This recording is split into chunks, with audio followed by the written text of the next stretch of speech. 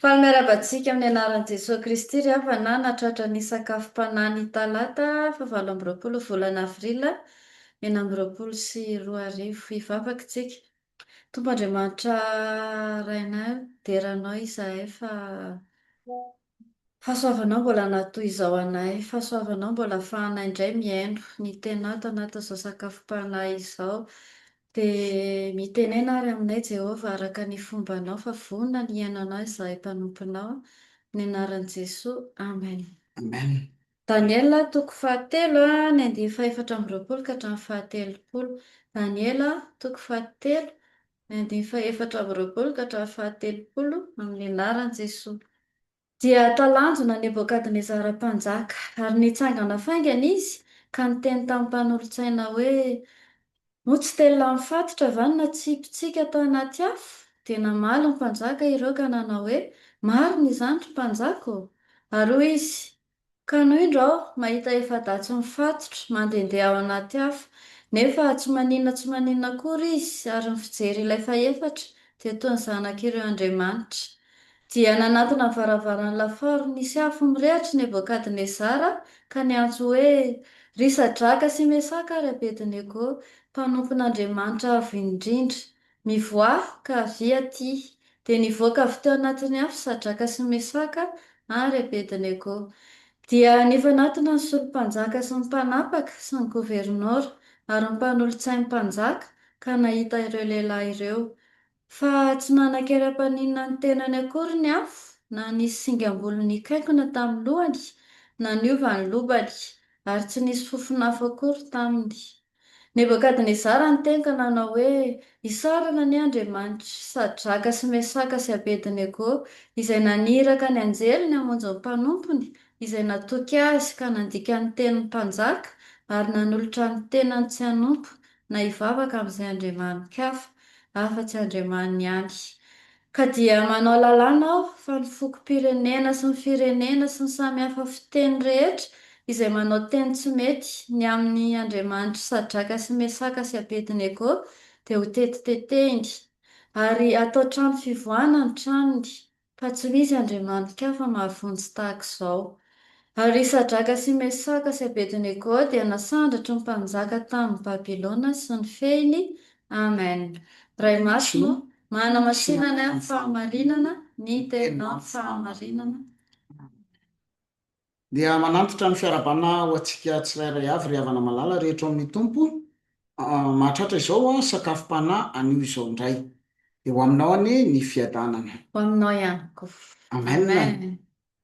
Ity soratra masina ity ry havana dia miresaka indrindra momba ny Sadraka sy Mesaka ary Abedinego izay tsy nanaiky ny ankoka tamin'ny sampy izay namboariny Nebokadnezara. Rehefa tsy nanaiky ry zareo dia nantsoina, nampanatsoina zany avinareo. Dia nitsofina amin'izay indray ny andromara. Rehefa tsofina ny andromara dia tokony ankoka daholo ny olona rehetrarehetra amin'ilay sampy izay nataony mpanjaka. Fa zalahy tsy nety ny ankoka. Rehefa tsy nety ny ankoka izy dia nafanaina ny lafaoro ngezabe zany nafanaina dia nifatorana zalahy. Rehefa nifatorana izy dia mbola nanontaniana indray tsy hivadika nareo tsy akoka amin'ny Andriamanitra ao zahay izy fa ny Andriamanitra ay dia fantatray fa mahavonjy anay. Na eno an'izany dia tonga dia lasa an'izay atsipazo izy ka nampiretina vomaika nampiretina impito avo eny ilay lafaoro ngezabe. Ka rehefa natsipy tao ry zareo lay olona izay nanipy anazy tao anaty afo may. Fa zalahy kosa tao anatiny tao tsy may, tsy nirehitra tamin'ny lelafo. Zay le zavatra nitranga. Rehefa tsy nirehitra le lelafo, tsy nirehitra taminy le lelafo, talanjona Nebokadnezara hoe fa ahoana izao, nga tsy telo no natsipinareo tao ary olona telo mifatotra fa naninona? May aloha zany lay fatotra. Nivary zareo fa lasa olona efatra ihany koa nefa ny tao.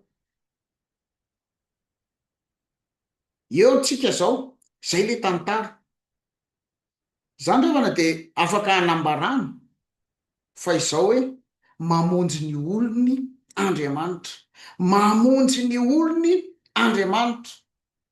Eto de tena mametraka mihitsy Andriamanitra hoe aa ataovy ny fahefanao ry Nebokadnezara fa za kosa manana ny fahefako.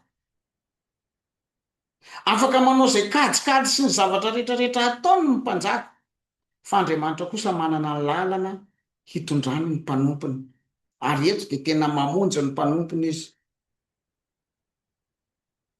Tany Madagasikara nisy zalahy anankiray izay milaza izy fa tena matanjaka be, de raha matanjaka be izy de ozy izy le zalahy matanjaka be zany zesta be eo amin'ny tanàna, de ozy izy le bandy kely anankiray zay, raha tena matanjaka be ary iny ianao de mipetrahy ambony fatapera misy afo io lasa tokoa le ry mipetraka teo, tsy ampy ray minitra, tsy ampy folo segondra fa vo mipetraka teo de tonga de sady mitsambikimbikina be.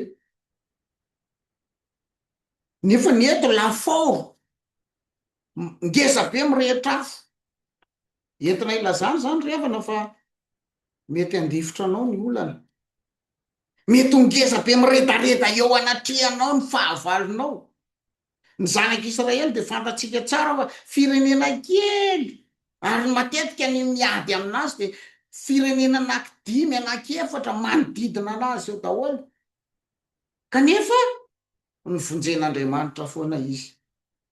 Revana malala rehetra amin'ny tombo, na inona fijerevan'ny olona ny fahavalo nao, na inona ny fijerevan'ny olona hoe ngeza be ty olana ity, zao no ataovy ao an-tsaina.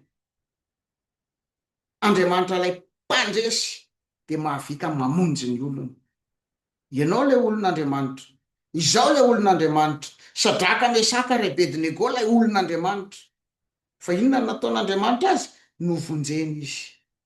Tsy nahenona zay le ambarany ato amin'ny andininy fahafito amby roapolo tsy nahenona fofonafo akory ny tamin'le olona, tamin'ny zalahy, satria tsy nahenona fofona problème akory, tsy tantaratra teo anatrehany akory hoe nandeha tao anaty lafaoro anie zareo, na tsipy teny anaty lafaoro anie zareo, fa ohatrany hoe na tsipy tetra tokotany de mijanona teo tokotany fotsiny.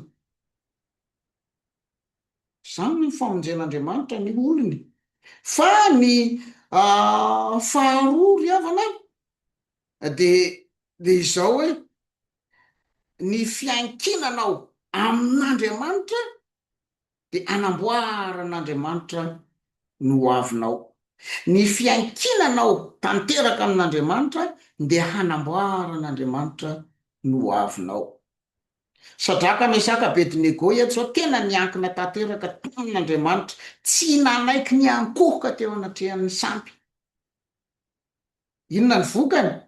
Ao amin'ny andininy fahatelopolo ary Sadraka sy Mesaka ry Abednego dia nasandratry ny mpanjaka tamin'ny Babilôna sy ny feny. Zany hoe ny faneken'izy ireo an'Andriamanitra, ny fatokian'izy ireo tanteraka an'Andriamanitra de nitondra zavatra tsara ho azy. Ry havana malala rehetra ao amin'ny tombo, matokia an'Andriamanitra amin'ny fiainanao rehetra, apetrao eo amiko ny fanahinao rehetra fa izao no hamaha izany, izao no hitantana izany. Zay ny soratra masina e. Apetrao eo am-pelatanan'Andriamanitra ny fanahinao rehetra, zay zavatra rehetrarehetinao problemanao rehetra fa izy no hiahy anao, izy ny andamina ny mombanao, matokia azy tanteraka ianao. Fa lay Andriamanitra zay ivavahantsika ty Andriamanitra mpandresy ary mampandresy anao ihany koa, manandratra anao tahaka ny nanandratana ny Sadraka sy Mesaka ary Abednego. Tapitra, tahiny tompo. Vavaka tsika. Andriamanitra rainay meo anay ny anana finoana anao tahaka ireto mpanomponao voalaza ato amin'ity andinin-tsoratra masina ity, fa ninona olana lalovanay n'aiza n'aiza toerana misy anay dia Andriamanitra mahavonjy anay ianao ary Andriamanitra mety mamonjy anay tokoa ianao, tsy manary anay Dia ampianarana ihany koa ny hatoky anao fa tsy hitoky amin'ny zavatra hafa, tsy hitoky amin'ny olona, fa ianao Andriamanitra iray ihany no hitokianay ny amin'ny zavatra rehetra izay sedrainay. Dia misaotra iray fa amin'ny anaran'i Jesosy no anaovanay izany vavaka izany. Amen. Amenna. Eny ary havana dia miraro ny fahasoavan'ny tompo amintsika tsirairay avy indray. Tahiana Andriamanitra.